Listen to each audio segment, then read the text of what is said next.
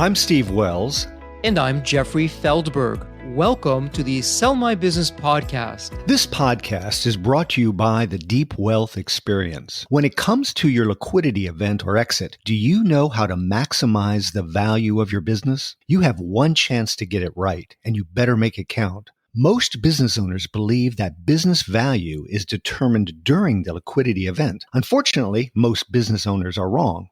Your enterprise value is a direct result of the depth and quality of your preparation. Who are we and how do we know? We're the 9-figure exit guys. We said no to a 7-figure offer based on 3 times EBITDA. 2 years later, we said yes to a 9-figure offer based on 13 times EBITDA. Despite having the same people, the same company, the same services, we increased our business value 10 times. How did we do this? We spent millions of dollars and years of time to uncover strategies that level the playing field. The end result is the 12-week Deep Wealth Experience. We've created a proprietary solution that is relentless, resilient, and gets results.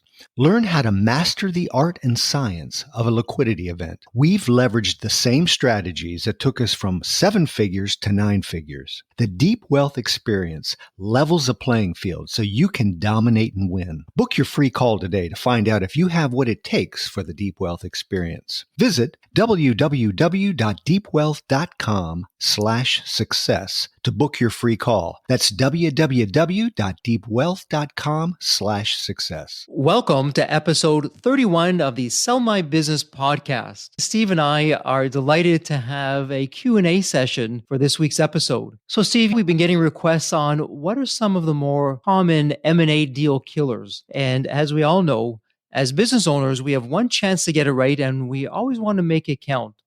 So Steve, what's at the top of the list for the M&A deal killers? Jeffrey, we've spoken to many investment bankers or people or companies buying businesses, and it's astounding to me that in some cases, 90% of deals fail. This isn't something that is remotely possible. It is more likely possible that if you don't follow some of the plans and the suggestions and the practice that we do in the Deep Wealth Experience, your deal is going to fail. The odds are against you. One of the first ones is preparation. The level of preparation that you put in today is what's going to increase your enterprise value tomorrow. So what do we mean by that, Jeffrey? As we're out there literally speaking to business owners around the world, you have business owners who have never done any kind of transaction before. They haven't sold a business. They haven't raised capital. And you even have business owners who have sold a business and they have raised capital. But what's interesting is when we're speaking with them, we're seeing so many common flaws in the thinking that it's going to hurt them. There's 2 stats that really stand out for me. And one of them is, depending on who you speak to, up to 90% of mergers and acquisitions fail. And right up there, again, depending on who you speak to, most business owners are leaving anywhere from 80% to 90% of the deal value on the deal table. Or in other words, you're leaving 80 to 90% of your deal value in your buyer's pocket. That's your hard-earned money that you're giving up and putting into your buyer's pocket. And so the question becomes, how can you prevent that? And as we know here at Deep Wealth with our Deep Wealth Experience, we focus exclusively on the preparation because what we've seen, your value isn't determined from the process itself. The value during your process, it's like a rear view mirror, and you're looking back in time at the depth and the quality of the preparation that you've done. So when you put the time in, you spend the time, you spend the money, which are both rounding errors compared to the increase in value that you're going to get. When you put the time and money in to prepare, that's when you're doing everything right.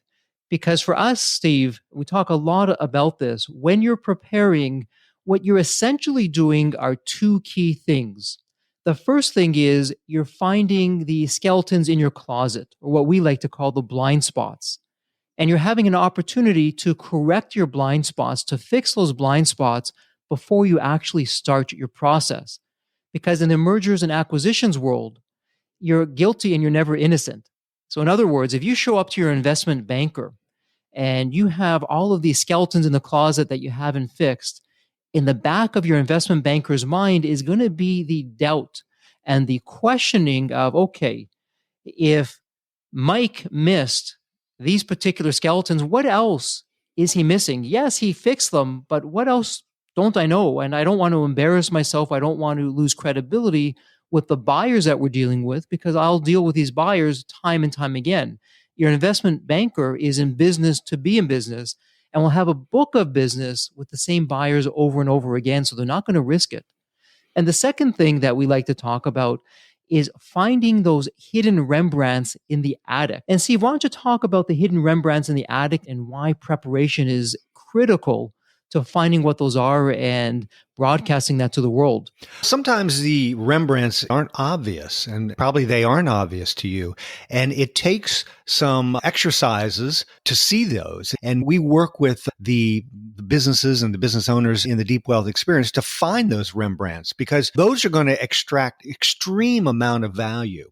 Now, this all takes a little bit of work, and that's in the preparation stage. But now is the time to do that preparation because when you're in the middle of the battle, you don't really have time to discover these Rembrandts or you don't have time to fix the skeletons. You've got to do that now. The other thing is when you're in the middle of the exit or the liquidity event, you've got to be running your business. So you've got to put a lot of this work up front because you're going to be juggling. It's going to be confusing for you going through the process because you've never done it before and there's going to be a lot of things coming at you. That's why preparation, as you hear us over and over again say this, is the key to what you need to do. The second area that we see a lot of is why some business owners have the wrong emotional mindset and what that does to the deal. Jeffrey, what do we mean by that? This is such a key area, and it's an easy area to both overlook and to just miss the boat altogether. Now, Steve, a few moments back, you said something interesting about the preparation. You're having to run your business. Now, here's something interesting for you. Because a lot of business owners that we speak to, it's all too common for them to say, I'm too busy running my business. I don't want to spend the time. I don't want to spend the money. I don't want to have to pay commissions. I'll run my business and I'll let my competition come along, give me an offer, and I'll just go with that offer and life is good. And it's a myth. If you believe that, stop it today because you're selling yourself short more than you can ever imagine. You're leaving that 80 to 90% of your deal value on the deal table. When you do the preparation in advance, some of the things that you're going to be saving are number one, your health. You're not going to be as stressed. Not to say that an exit or liquidity event isn't stressful. It is, but it can be less stressful when you do the preparation in advance. And the other thing is you're saving money because it's you and your team that are learning different aspects of your business. You're not paying these very high and exorbitant rates to your advisors to do that work for you. So when you do the preparation, you're also going into the event with the right emotional mindset. When you do the right preparation, you're walking into your exit or your liquidity event with the right mindset of how do you approach your future buyer? How do you deal with your investment bankers? It's really tuning into our favorite radio station, WIIFM, the What's in It for Me radio station. And the what's in it for me isn't you, it's tuning into what's in it for your buyer, your investment banker, your advisors. And you may be saying, why am I having to do that for my advisors? I'm paying them after all. So why should I have to do that? And that's a whole other topic that we can spend a lot of time on. But simply know this: you are a very small cog in a large wheel, and the odds are stacked against you. When you have the right emotional mindset, you know what you should be saying, when you should be saying it, and how you should be doing this. And that's often the difference between success and failure. So, Steve, I've taken some broad brushstrokes on the emotional mindset side of things. Is there anything else that you'd like to offer up? This is probably going to be, particularly if you're exiting, the biggest event, financial business event of your life. And there's going to be a lot of emotion involved in that. Jeffrey, I remember when we were selling our company, we got on the phone for the final deal. And it was sometime, I don't remember, like in the afternoon or around lunchtime. I saw my wife and she's brought me lunch and then she brought me dinner and then she went to bed. And we're on the phone and she wakes up in the morning, comes downstairs. I'm still on the phone. You and I are on the phone. We've been on the phone all night long, hammering out this deal. Now, I remember I was emotionally just wrung out. And that might be a unique example in that it took that long, but you're going to have to be prepared to handle all kinds of emotional things that they're going to attack you. And the difference between winners and losers many times is their mindset. So we work with you to give you some tips to prepare. Remember Michael Jordan, the documentary, his mind was ready for that game. We're going to get your mind ready for the game that you're going to go into because you might have to hit a clutch shot. The more you practice, the more you prepare for that, you're going to be on your top of your game when it comes to your liquidity event. So it's a lot to talk about that, but that's all we can hit today, Jeffrey. So let's look at another one. So why not being perfect in the eyes of a buyer is a strength and not a weakness? Why, if we show our imperfections, why would we want to do that? It's a great question. And here's another area where so many business owners think that in the eyes of their buyer, in the eyes of their investment banker, they need to be absolutely perfect. They don't make any mistakes. They get everything right. They've squeezed out every last penny that there is to squeeze out. And that's just going to be the winning edge for them. And in reality, it couldn't be further from the truth. It takes a strong person to be vulnerable, particularly when you're at the deal table. Your buyer knows what your company did yesterday. Your buyer knows what your company did last year and for the past 2 to 3 years, possibly more, depending on the amount of information that you've shared. The only question that your buyer is asking, what are you going to do for me tomorrow? And if your answer to that question is, I've done everything perfect, there really aren't any new opportunities and there's nothing for you to do, that is a deal killer in the biggest way. Your buyer wants to know that because you haven't been perfect, because there's been areas that let's call it for what it is, that you failed in, your failure is your buyer's opportunity. And in the Deep Wealth experience, we talk a lot about this. In the various modules that we cover, we dive into the areas that you probably haven't done the best job that you could. One quick example would be your business model. I suspect, and we have a whole ebook on this, and hey, no offense, your business model sucks. What are you going to do about it to make a difference? Steve, I remember as I look back to our liquidity event, before that, years before that, we changed our business model. And what we did with our business model took the company from zero to hero. And it made all the difference. But even with what we did in our business model, do you remember some of the failures that we had of what we weren't able to do? We didn't have the money, we didn't have the time, we didn't have the experience. And when we shared that with our buyer, when we shared our shortcomings, what was the reaction? What was that like? To them, it's an opportunity. If we are so good that we've extracted all the upside value and potential out of a business, what is a buyer going to get from that? They are looking for opportunity to increase the value of the business, not to keep it where it is, particularly if they're a financial buyer. Now, maybe a strategic buyer might see things slightly differently, but you don't know who your buyer is. So you got to be prepared to have the upside opportunity.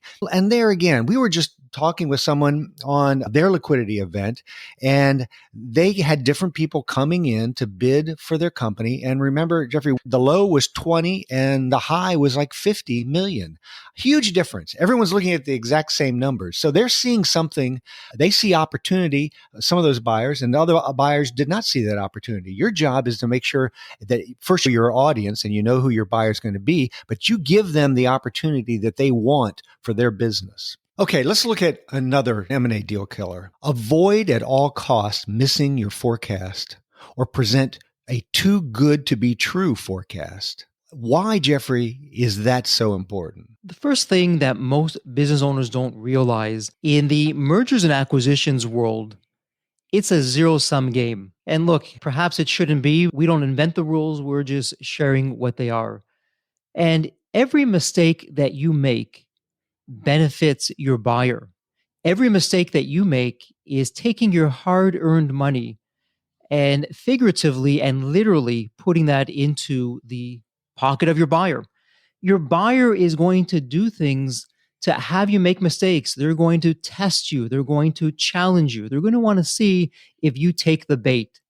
And all too often during the due diligence process, the buyer is going to try and push you towards having these crazy forecasts. Hey, Mary, you have such a terrific company. I see that you had some terrific growth last year. What can you do this year? And now your ego's on the line and you're trying to impress the buyer and you're trying to show the world how good you are. And you say a few things. Oh, I believe that we can increase our revenues by 40%. And so now the buyer says, oh, 40%, terrific. You know what? When you put together your forecast, we would love to see what that looks like, how you're going to do it, what's that going to mean for your expenses. You're going down that rabbit hole and you've put together this forecast that is simply impossible for you to make. And so you may be asking, why? What's the big deal? Steve, what is ahead for the business owner when they put these forecasts there? What's going to happen when all is said and done to that forecast once the deal is signed and the deal has closed? So when you paint a picture that's not reasonable, you've got some liability that you don't want. I mean, it could be, we don't suggest anyone have earnouts. There might be a small portion that is an earnout or is dependent on some kind of performance. You're going to lose that. If you tie your employees up to something that they can't achieve, you're going to hurt those employees. And not to mention your own credibility of projecting something that is completely unreasonable. And you've got to be honest and give a reasonable plan for your buyer. Many times they see through this. They see something and they're going to discount you. If they don't believe you're really very accurate in what you're doing, they're going to apply some type of discount to your numbers. The other thing is, and this is getting to the second point on forecast, many times you're in the middle of these processes that could take 6 months to complete. It could take even a year. You're going to have to hit the numbers that you say you're hitting, because what is worse is if you say next quarter, we're going to hit 100 and you're only hitting 80.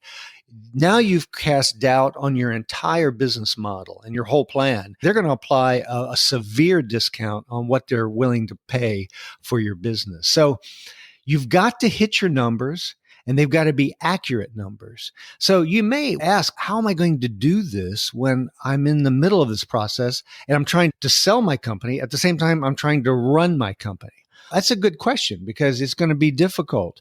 That goes back to what we've been saying before, is it's all about preparation and it's all about selecting the right team, and it's getting ready for that time so that you can not take your eye off the ball of running your company while you're still looking at selling the company or getting your financial liquidity event to happen. You've got to do both of them at the same time. And the only way you'll do that is with the right preparation and the right forecast.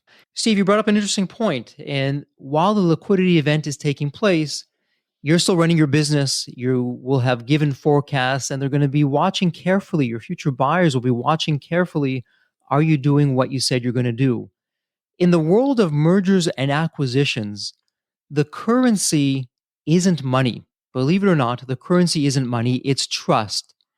And if you don't hit your forecast, if you miss your forecast, you now have lost trust both with your future buyer, who may ultimately walk away from the table, as well as with your investment banker. One great example is, unfortunately, we're in a pandemic. So, in a pandemic, if you missed your forecast, well, it's understood. Not only is it understood, in many ways, it's expected. So, you have a way out. But pandemics aside, if you're missing your forecast, there is no excuse. How many times, Steve, have we heard on the podcast when we've had investment bankers in, or we've had business owners who have been on the other side of the table? They've been investment bankers, they've been buyers, and they said, I was working with a company Everything that they told me, the business owner said was true. And so when they did that, they built my trust up along the way. And when something were to happen and they told me that was going to happen, and it did happen, I built my trust up with them. And I said, oh, okay. If they told me that and they were telling the truth about it, if something else happened and they told me the truth about it, they're honest people. I can trust them. I can do things with them. It's when you don't have that trust, that's when you're running into problems. And you have to remember, Steve, why don't you give a range for most buyers? They're going to give a low end to a high end on the due diligence process. What would that be? It depends on the size of the company, but I would say just in the auditing process and the due diligence, I would say $100,000, $200,000 if it's going to be anywhere like a $50, $100 million a price. It can go up multiple times more than that, depending on how many potential buyers you have.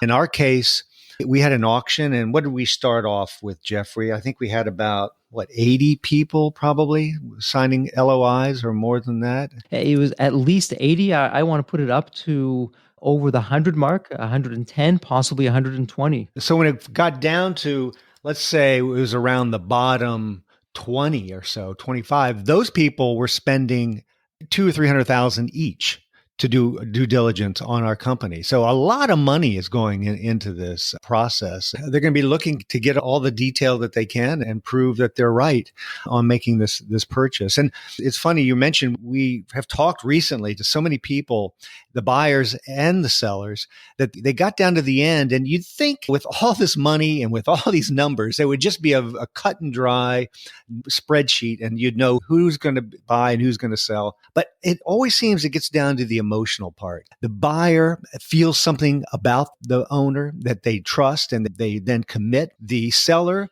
feels something about the buyer and they want that buyer to take their legacy or to be with their employees. And these are intangibles. They're things that you need to think about before you go into the process so that what's really important to you when you get down to making those final decisions. And for our listeners, here's something that I want you to think about. Put yourself in a buyer's shoes.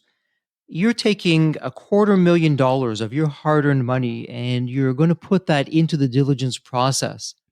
Are you going to spend that money on a company that you don't have the confidence or the trust in? Or if you're seeing some issues early on, are you going to call it a day, walk away from the table? There's so many other opportunities out there for you, and take your money and spend it on a company that does what it says and says what it does. And so this is really what the issue is here in terms of if you're going to make a promise and a commitment, you need to make sure that you hit that promise and you hit that commitment. Give the trust. Don't give any reason at all for the buyer to walk away from the table because you said something that didn't come true. And your forecast is the one area, it's so easy to measure. It's the one area that all eyes are on your forecast because based on that, your buyer is going to do all the extrapolations and the calculations to see where that's going to take them. So hit your forecast. One of the things that we teach in the Deep Wealth Experience, you can do your forecast in a certain way that actually takes it to levels that you've never been to, but you do a few things in there that you've probably never done before. And we talk about that in the Deep Wealth Experience, and it can really make all the difference in terms of walking away a winner or walking away a loser. Steve, speaking of the Deep Wealth Experience, we referenced that a number of times. Let's briefly take a moment out and talk about that. And let's go back to basics. Steve, why did we create the Deep Wealth Experience in the first place? What moved us to do that? Because as we've been very fortunate and we do what we do because we choose to, not because we have to. So why the Deep Wealth Experience? Well, we were very fortunate in our exit. When we went through the exit process, as we've said before, we got to a 9-figure exit, which just literally less than 2 years before it was a 7-figure. And all the things that we did to get there, we thought we were unique in the obstacles that we were overcoming. And after we sold the company, we had so many people ask us for help, and we would help people and their friends, and we explained what we did, what our thoughts were. It got to the point where we needed to put this down into a way that was easier for us to explain and really look at the playbook that we had created and really make it a playbook so that we could give it to other people. Until we had the deep wealth experience, we saw people would take some of our advice, some wouldn't. And we saw how many business owners literally were taken advantage of. And the more we saw what happened to us, we thought we were very fortunate. We did these things and we were studied to do these things, but not too many people are doing these things. And this makes a huge difference. We keep saying it over and over again. These valuations that people get, and that's a lot of times where a business owner starts. They want to know, what's my company worth? There is not an answer to that. And you can talk to the most quantitative accountant or M&A specialist, and they will tell you, if they're honest, it depends. It really depends on what the market will pay, who the buyer is, how you're presenting your company. All those things change value. A value is not a given. So when we saw how many people were really being taken advantage of, we said, let's use our skills as educators to help business owners prepare for what is going to be the biggest event in their life. And it's interesting when we decided to put this together to really level the playing field for business owners. Steve, you'll recall we sat down and had many strategy sessions of, okay, what can this look like? And ultimately, we've developed over 9 different principles through a 12-week step-by-step proven solution of what you need to do to prepare. Steve, one of the things that's been going on with the pandemic as of late is all these Zoom meetings and people are going online. Perhaps they haven't done this as much before. And I think you'll agree with me, it's a hassle to have to be somewhere at a specific time. And if you're dealing with people that are across time zones, it's a lot of things that you're juggling to make those meetings happen. So, Steve, what did we do to get around that, to make it what we call anytime, anywhere learning, that it's so convenient and just so easy to be able to do, to be part of the Deep Wealth experience? Don't get me wrong, you need to spend time to master these skills. But we realize you have a tremendous amount on your plate. So we have created an experience that is going to maximize your time, meaning that you can do this any place, anywhere, anytime. And you're also going to have the advantage of doing this with other people in a mastermind-like process to engage and share and understand each other's problems and opportunities. Now, we use something, it's called asynchronous communication, big word. But what it means is that you can actually be in a meeting, unlike Zoom, where it's at the same place, same time. But you can be in this meeting throughout the week and it's threaded and it's visual, but you're not all there at the same time in the same place. So you can do this at night, you can do it in the morning, but you're communicating at a very high level.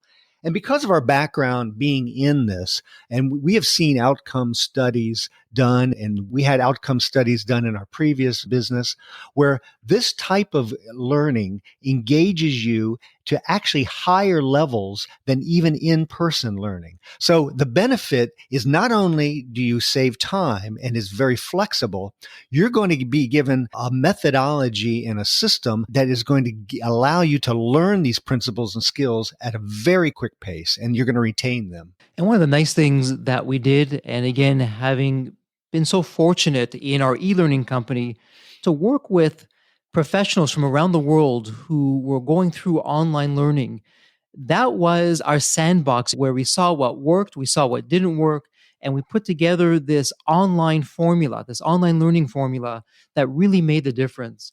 And part of that difference is having a live success coach who's there to walk you through the system step by step. And Steve, you mentioned something interesting. As we have our business owners go through the various modules, let's quickly talk about how those modules are set up. Because over a 2-week period of time, the first week you're learning the strategies, the tactics, what you need to be doing on the preparation side that's going to make all the difference. And then the second week, you do something really interesting. What is that, Steve, in the second week that our business owners are doing in the Deep Wealth experience? Now you're going to apply what you've learned. So it's not just theory. You've probably all hired consultants and you get this book and then you have to implement it. That second week is the implementation phase where we've studied something. And then that second week, you're going to practically put that into your particular business and you're going to develop whatever that topic is that we're working at. It's like a coach. I could read a book on how to work out. It's so much better if I understand how to do the perfect curl. But if I have a coach there showing me and I do it, then I'm going to get the benefit of that workout. This is the same thing. This is not a theory only. There's a lot of information, but we're going to give you the time and the coaching and the framework to then apply what you've learned in that second week. And not only is it with the success coach, you also have the benefit of your mastermind group. These are other business owners, CEOs, entrepreneurs, founders who aren't your competition. And you share with them what your implementation plan is to get real time feedback. And one of the wonderful things that we've seen time and time again, when you bring successful people together from different industries, you avoid the groupthink. And as you're presenting your implementation plan, you're going to hear from other business owners who are going to tell you, yes, you're on the right path. When we did that, we hit it out of the park. Keep on doing that. Or, hey, just a heads up, when we tried that, it didn't work out so well. So you may want to think twice before you do that. So when you come out of it and you've presented to your CEOs, and again, it's through the asynchronous learning at your time, at your convenience, you're now getting real time feedback. Now, Steve, speaking of coaching, let's go from coaching to advisors, or what some people call the exit team, because in a very real way, your advisors are coaching you along the way. And one of the biggest M&A deal killers is when you choose the wrong advisors. Who you choose can make the absolute difference between success and failure. So, Steve, why don't you share some thoughts on that of how do you choose the right advisors and what would the wrong advisors be, and how am I choosing the wrong advisors in the first place? Remember, you're going into battle. You need an A team with you, and you need people who have been through this process before. You don't want it for their first time. Now, you may have had the best accountant in the world, and he's a great friend, and you play golf with him. But if he's never been through this, that's probably not the guy you're going to want to develop your financial plan, your financial data room. You're going to need someone else. So you've got to find the people who are experts in their particular field. And remember, we were saying you're going into a time that's going to be very busy. So they need to do their job because you need to do your job, not only helping the process along, but you got to keep that company running at the same time. Now, hopefully you've developed a good management team and you can step away from it to some regard. And that's another whole strategic part of the deep wealth experience. But these advisors are going to be the ones who are going to bring it across the finish line. Jeffrey, maybe you can outline who's on that team. It's going to vary. When some of the more common people that you have on the exit team, it's going to be yourself as the business owner. It's going to be either part or all of your management team, possibly key employees. When you go outside of your company, you're going to look at tax advisors, accountants, a mergers and acquisitions lawyer, an investment banker. And yes, you do need an investment banker for those of you that are wondering, hey, maybe I can save some money or some commission and do this on my own. Don't even think about that. When you choose the right advisors, every dollar that you spend on those advisors, it's a rounding error compared to the value that you're going to get by the right kind of preparation and ultimately in your business. So, knowing which advisors to choose, where to look, and what to do is absolutely essential. And in the Deep Wealth experience, we share the kinds of questions that you need to be asking, what you should be looking for.